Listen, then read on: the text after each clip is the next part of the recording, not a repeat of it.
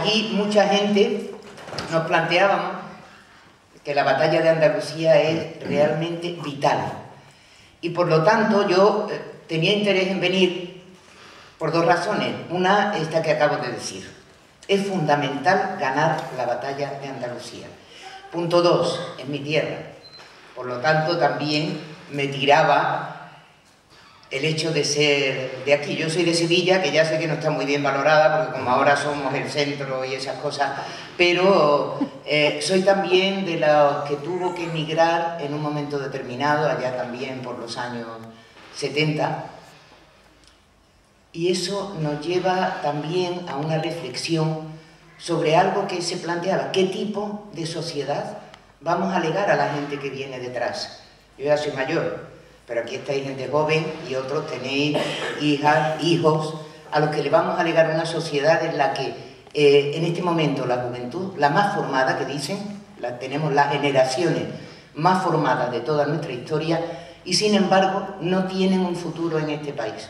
Gente con títulos, chavales y chavalas con títulos, con tal, tienen sencillamente que conformarse con empleos miserables, con salarios miserables, o bien irse a otro país. Esto nos recuerda cuando hubo en este país las migraciones hacia otros países, y nos recuerda también que a veces no acabamos de entender el fenómeno inmigratorio, es decir, de la gente que a su vez por condiciones, malas condiciones en sus países, malas condiciones que creamos además desde los países desarrollados, ha tenido que emigrar. A nadie le gusta emigrar, a nuestros jóvenes de ahora tampoco, pese a que nos quieren vender que es que así conocen mundo y hacen nuevas amistades y se forman mejor. Esos son cerebros, eso es fuerza que perdemos como país, y eso es difícilmente recuperable. Rara es la gente que emigró y luego vuelve, y menos la gente que está bien formada, que encuentra un buen empleo en otro país, que genera lazos familiares, en fin. Me imagino que aquí seguramente hay gente que ha vivido esa experiencia o se ha vivido en su familia y que conoce perfectamente ese proceso.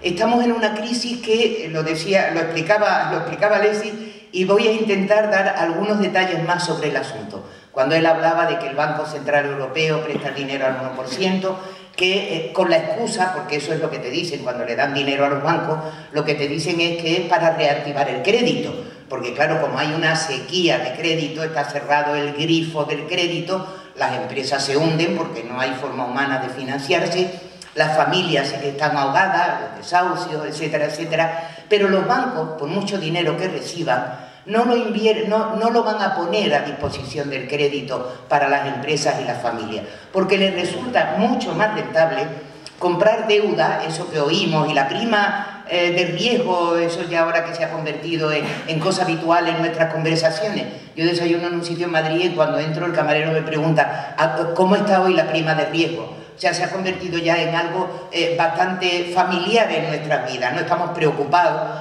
por lo que sube la prima de riesgo, lo que sube, por lo tanto, los intereses que tenemos que pagar por aquellos bonos y tal que vendemos en el mercado. Y esto viene por una cuestión a la que Izquierda Unida se opuso y fuimos la única fuerza política. Tratado de Maastricht, después vino el Tratado de Lisboa, aquella mini constitución que al final se quedó porque fue rechazada por otros países, etcétera, donde se prohíbe que, primero, los bancos centrales de los países ya no tienen capacidad de producir moneda, estamos en la moneda única, y además se prohíbe que desde el Banco Central Europeo, que es el que tiene capacidad de hacer dinero, de acumular dinero, se prohíbe que financie a los estados. ¿Qué es lo que hace el Banco Central Europeo? Le da dinero a los bancos para que los bancos puedan comprar la deuda de los estados. Los estados se tienen que financiar en el mercado. Resultado, pues si el mercado ese día dice que al 5%, pues al 5%, y el día que dice al 10 o al 18 o al 25, como le están cobrando a Grecia, pues a ese precio tienes que vender tu bono, tu deuda, y luego tienes que pagar ese interés. Eso es una auténtica ruina para nuestros países. La deuda está creciendo, la deuda no está disminuyendo, y es imposible, y lo estamos viendo en el ejemplo de Grecia, que lo deberíamos tener muy presentes. El otro día vi una pancarta en un pequeño comercio en mi barrio donde decía liquidación total por desesperación. Y una de las cosas que decían, damos gracias a aquellos que deberían apoyarnos, damos gracias a Grecia porque nos está enseñando cuál es el futuro que nos espera. Un futuro de desesperación, de desesperanza, de no tener en absoluto capacidad de ir contra una monstruosidad que se está imponiendo. Y esa crisis que justamente la provocaron la especulación financiera, porque bueno, la historia de Lehman Brothers, de Goldman Sachs, una golfería impresionante, que estaban jugando en los mercados con esto, con el futuro de los países y el futuro de la gente, pues resulta que inesperadamente, por la actitud que toman los gobiernos ante semejante catástrofe, resulta que quienes están lucrando con la crisis son justamente quienes la han provocado. Y quienes la estamos pagando somos justamente quienes no tenemos absolutamente nada que ver con la generación de esa crisis.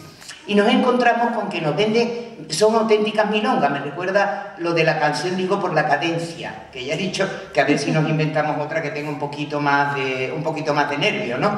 Bien, nos están vendiendo que lo primero es el déficit. Eso no se sostiene ya ni entre los economistas de su propia rama. O sea, eso no se sostiene, no es verdad.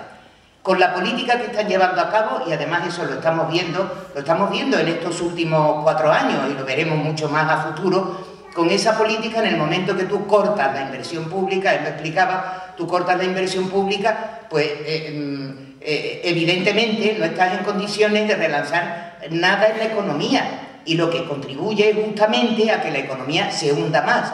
Por supuesto, no solo no vas a crear empleo, estás posibilitando que se destruya empleo. Lo estamos viendo en la función pública, en los empleos públicos que se están destruyendo, pero lo estamos viendo bien también en obras de infraestructura que no se hacen y que por lo tanto mantienen focos de todo tipo inadmisibles en una sociedad presuntamente desarrollada como la nuestra. Y además de eso, te atacan las pensiones, la congelaron el año pasado, lo de este año ha sido, si no fuera tan serio, se lo podría uno tomar un poco a cachondeo. Yo soy pensionista, pero desde que soy pensionista empecé cobrando una pensión y cada año me baja por alguna razón. Ya fue lo de los 400 euros, ya fue que suben el IRPF, ya fue que la congelaron, pero no congelaron el impuesto.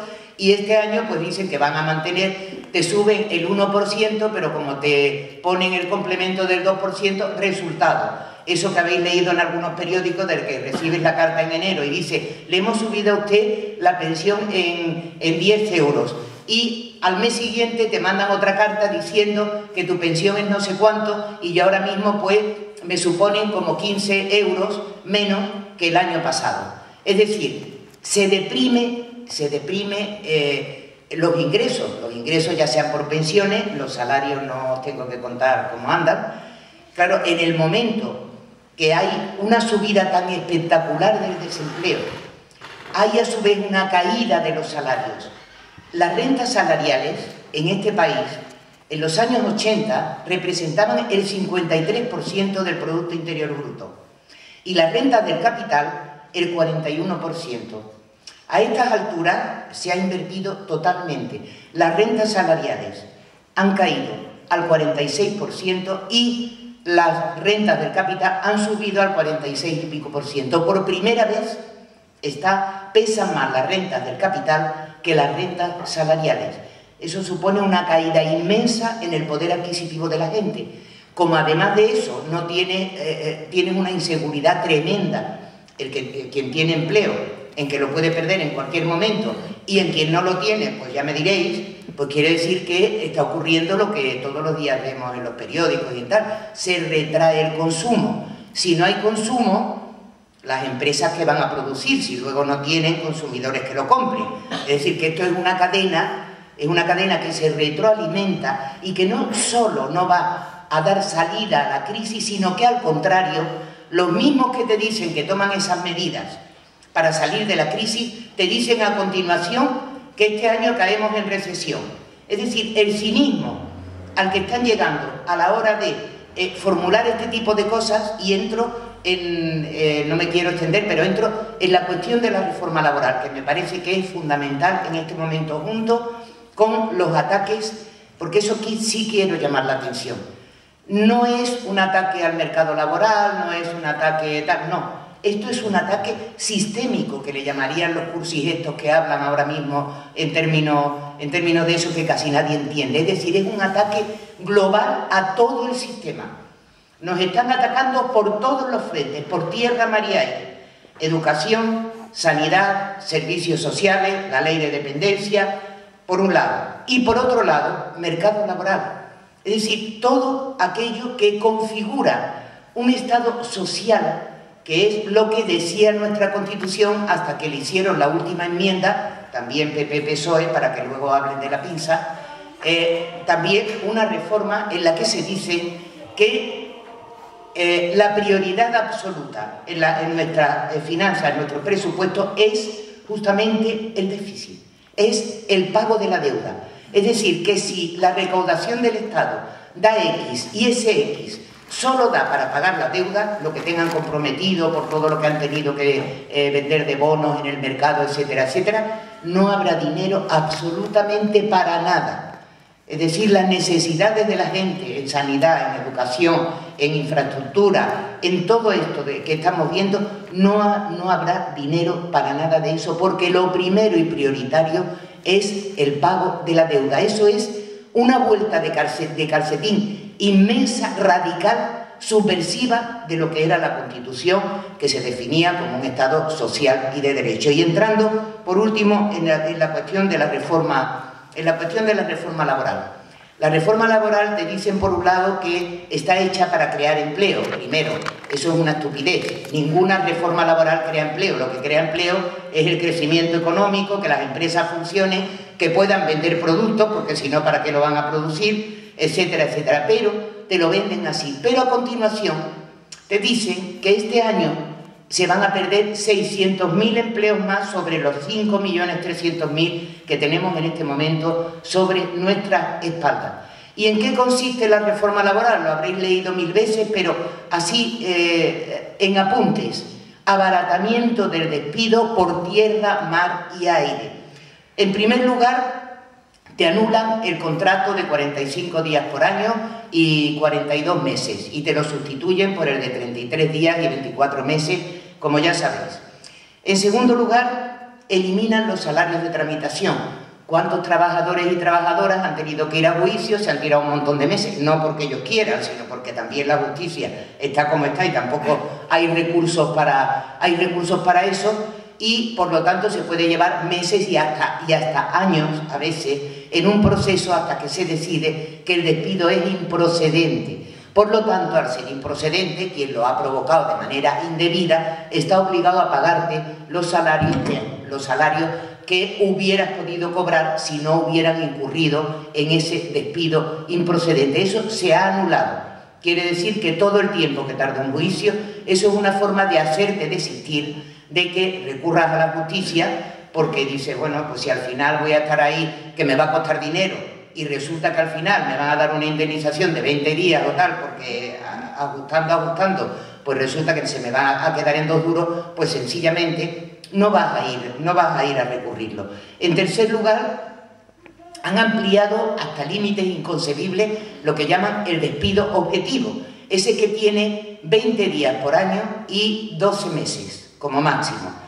Y esto es el que se va a extender, porque, por ejemplo, el simple hecho de tener 2 o 3 trimestres con menos ingresos, no se hablan ya de pérdidas, con menos ingresos o caída de las ventas, y claro, eso dice el 99,9% de las empresas españolas en este momento, incluidos los bancos, han tenido menos ingresos, que no quiere decir que tengan menos beneficios. Tú puedes tener beneficios, pero han caído las ventas, y eso es un dato que en este momento afecta prácticamente a todo el mundo.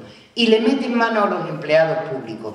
Y esto yo os pediría, o sea, una llamada de atención, porque están intentando crear una inquina, como que los empleados públicos son unos en fin, unos privilegiados porque tienen Pues mirad, eso es lo que garantiza que tengamos unos servicios públicos de una mínima calidad. El hecho de que no están en manos privadas, el hecho de que tienen todas unas plantillas que además son inferiores a todas las medias en la Unión Europea, que sostienen el sistema partiendo de una seguridad en el empleo, que es lo que le da la posibilidad de denunciar cuando las cosas no funcionan, como nos está pasando con los inspectores de trabajo, como nos están pasando con los inspectores de Hacienda, es decir, que tienen una cierta libertad para denunciar incluso a quien es su patrón, a la administración. Bien, pues también están atacando por ahí y ahora pueden ser despedidos también con 20 días por año y los 12 meses. Finalmente anulan la necesidad, la obligatoriedad de autorización administrativa en el caso de los expedientes de regulación de empleo, lo que conocemos como ERES. Quiere decir que se impone la voluntad del empresario, dicen, negocia con los representantes de los trabajadores y si no hay acuerdo, el empresario impone su voluntad. Pues oiga, no sé para qué va a negociar, porque si ya tiene la posibilidad de imponer lo que le dé la gana, pues no va a haber ningún intento de negociar absolutamente nada. En segundo lugar, el hecho también más relevante de esto es que da poder absoluto a los empresarios para bajarte el sueldo, aumentarte la jornada, cambiarte de turno, cambiarte de lugar de trabajo, y eso, si no te viene bien o tal, pues sencillamente 20 días por año y 12 meses de máximo. Esto va a ser, por ejemplo, que muchas mujeres que ya se ven negras y haciendo encaje de bolillo para poder atender a la familia o tal, y a su vez tener un trabajo, si te mudan de sitio de trabajo, si te cambian los turnos, si te cambian los horarios, pues lo más probable es que al final tengan que atender a lo más necesario, a lo que no puede dejar tirado, y terminen saliendo también del mercado laboral. Y por último, se carga la negociación colectiva, es decir, al dar prioridad a los convenios de empresa, fijaros bien que con un 98 y pico % de empresas en nuestro país que son de menos de 50 trabajadores, ya conocéis lo que pasa en las empresas. Cuando resulta que hay, no sé, 5 o 10 trabajadores, pues llega el patrón y dice que negociamos aquí un convenio ahora mismo, mira, este es el papel y firma ahí. Y van a firmar lo que le echen, porque lo que quieren es intentar mantener el puesto de trabajo. Eso es dejar a la gente absolutamente en manos de los empresarios en todos los sentidos. Bien, en esto yo ya termino. Hay convocado una huelga general el 29 de marzo. Estamos en este momento haciendo una campaña fuerte sobre la huelga general del 29 de marzo. Hay problemas de credibilidad de los sindicatos, porque en fin, han hecho cosas que quizás no deberían haber hecho, hay cierta desconfianza, están generando una campaña de descrédito de los sindicatos, pero yo hago un llamamiento desde aquí a que toda Izquierda Unida, incluida en la campaña electoral, el llamamiento a la huelga del 29M sea decisivo, por una razón. Si esa huelga no es un éxito, estos no van a parar, no van a parar. Y yo pido el voto a Izquierda Unida en estas elecciones, aparte de que estamos aquí prácticamente en familia, como una cuestión de supervivencia. Si logra ganar el Partido Popular en Andalucía, ya no va a haber quien le pare. Nuestra esperanza ahora, a los que estamos en Madrid, a los que estamos en Cataluña, a los que estamos en todos los lugares de España, nuestra esperanza ahora es que el Partido Popular no saque mayoría absoluta y, por supuesto, que la presencia de Izquierda Unida sea decisiva a la hora de formar un nuevo gobierno en el que se impongan, con estos principios que aquí se han dicho, que se impongan unas políticas de izquierda, porque evidentemente si alguien le ha puesto la alfombra azul al Partido Popular, ese ha sido el Partido Socialista Obrero Español. La pinza en este país la han venido haciendo el Partido Socialista y el Partido Popular en todas las decisiones de importancia que han venido cambiando el modelo social, el modelo constitucional que teníamos, y que ha sido lo que, de hecho, ha abierto la puerta a que ahora el Partido Popular esté crecido, esté ganando en todas partes, porque la gente ha dejado de ver la diferencia entre lo que hace la izquierda cuando gobierna y lo que hace la derecha. Nosotros ahí sí que tenemos que hacer un enorme esfuerzo para demostrar que otra política es posible. Por supuesto que hay otras alternativas a la crisis, alternativas que de verdad darían empleo y sí que irían en el sentido de facilitar el crédito, relanzar las empresas, ayudar a la gente, eso que ellos le llaman emprendedores, es decir, que la población pueda vivir y pueda conservar sus derechos. Eso tiene que ser ahora mismo la cuestión fundamental, y en esta campaña yo creo que no se puede dejar de lado, porque yo entiendo que el agobio es enorme por la captación del voto, pero la movilización que se está haciendo en este momento contra la reforma laboral creo que es absolutamente necesaria, también en la defensa de lo público. Gracias y éxito.